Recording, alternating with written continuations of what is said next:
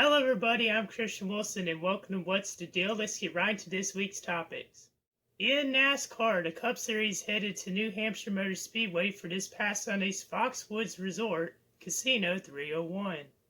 Kyle Busch's rough season got even worse after he hit the wall because of a flat tire on lap 15. His last place finish put him down closer to the playoff cutoff line. Despite an early spin, Jimmy Johnson finished 12th, putting him within 25 points of teammate William Byron for the final playoff spot with 6 races remaining in the regular season. Brad Keselowski dominated, leading 184 of 301 laps to capture his 3rd win of the season and 33rd of his career. Denny Hamlin finished 2nd, Martin Truex Jr. 3rd, Joey Logano 4th, and Kevin Harvick 5th. Also in NASCAR, it was announced on Tuesday that LEAVINE Family Racing will cease operations at the end of the 2020 season. The team's only car in the Cup Series is the number 95, driven by Rookie of the Year candidate Christopher Bell, who is 23rd in the point standings. In the National Basketball Association, LA Clippers guard Lou Williams returned to the team after clearing his 10-day quarantine.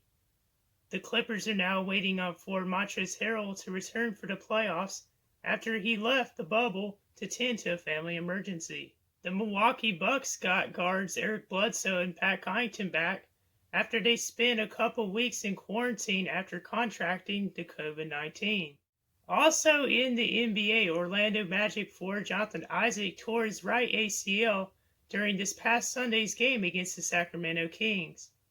Isaac tore his left ACL earlier this season back in January. He made national headlines last week when he became the first NBA player to stand during the national anthem. Isaac, who is a Christian, said that the answer to the problems in society and the world is the gospel. I hope Isaac has a great recovery and can return to the court soon. Also in the NBA, the Los Angeles Lakers clinched the number 1 seed in the West after beating the Utah Jazz on Monday. Seeding games to decide who will be in the playoffs will continue until August the 14th, and the playoffs are scheduled to begin on August the 17th. In Major League Baseball, the Miami Marlins, who haven't played a game since July the 26th because of 18 players testing positive for COVID-19, were allowed to resume their season Tuesday night versus the Baltimore Orioles.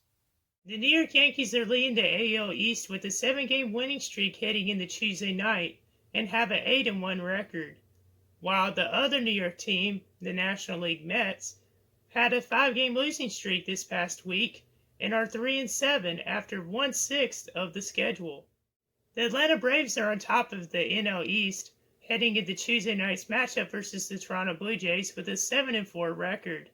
The Chicago Cubs are leading the NL Central with an 8-2 record, and surprisingly the Oakland A's are leading the AL West.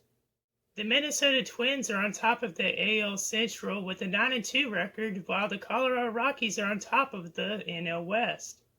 Also in the news, in men's tennis, defending U.S. Open champion Rafael Nadal announced that he will skip the event due to the coronavirus pandemic.